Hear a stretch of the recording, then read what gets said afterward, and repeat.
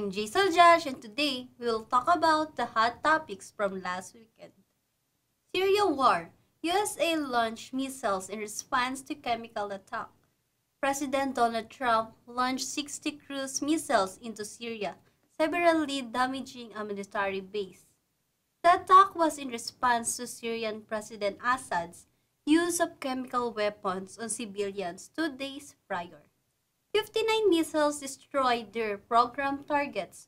One was aborted and fell into the sea.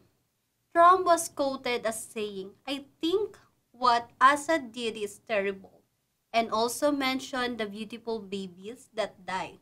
As a result of the attack, Nikki Haley, the U.S. ambassador to the United Nations, warned the further attacks would come if Syria used chemical weapons ever again. Syrian media reports more U.S. airstrikes, 20 dead. Airstrikes carried out in Syria on Friday and Saturday were also reported. The U.S. military has been blamed for killing civilians by regional activities groups.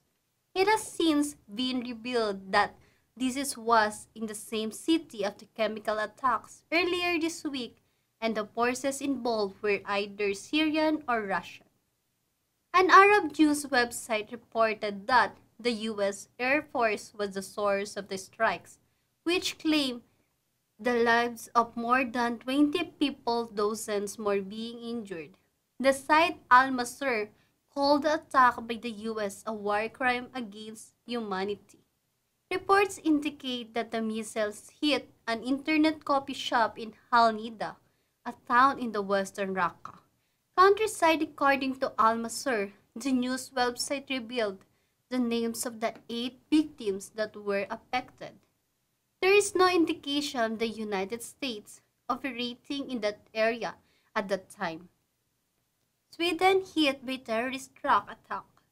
At least 3 people are dead and scores injured after an apparent terrorist stole a beer truck and plowed through a busy Stockholm shopping area.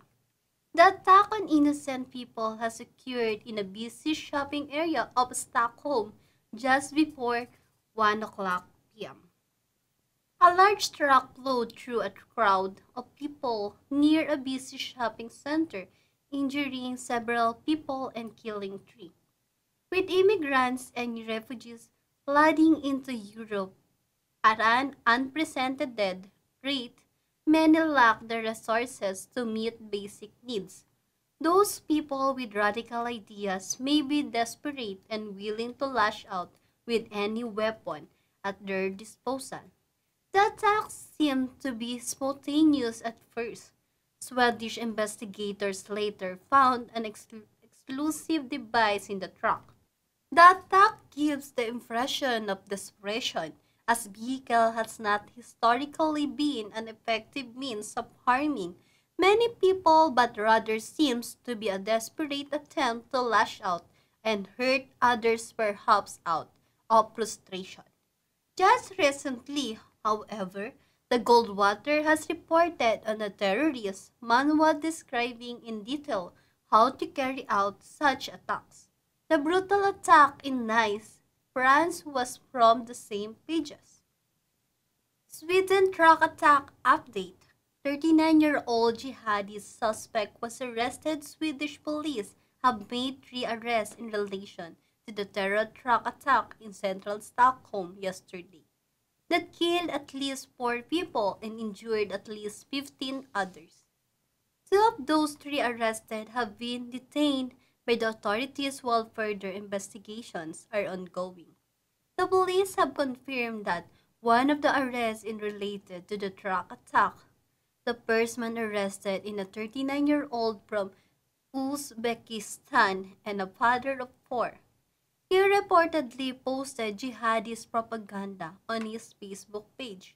He also shared images of people injured in the Boston Marathon explosion in April 2013.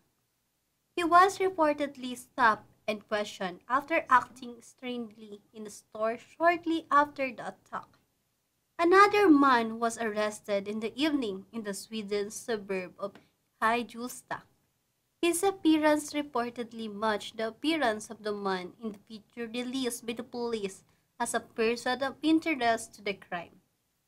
There has been no confirmation, however, from the police if the said man was really involved in the attack.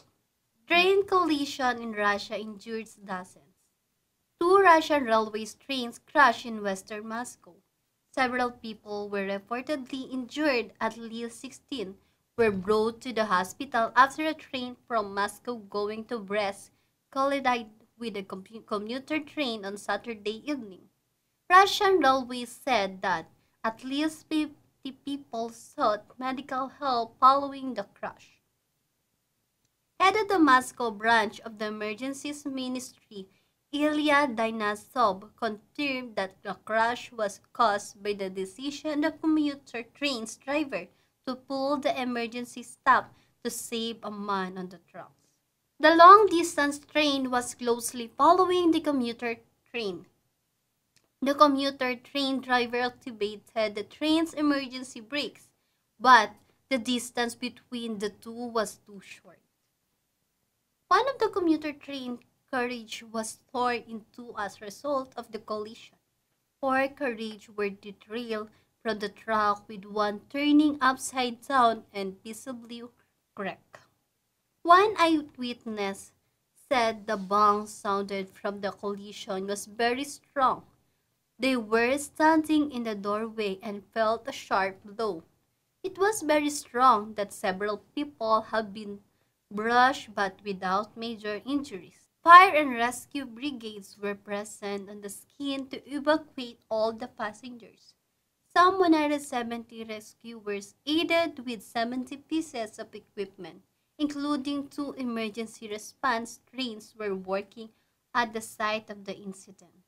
A special commission will investigate the circumstances that led to the collision of the two trains. Russia's investigate committee will launch pre-investigation to check the incident. This is Jash reporting for the Gold Water.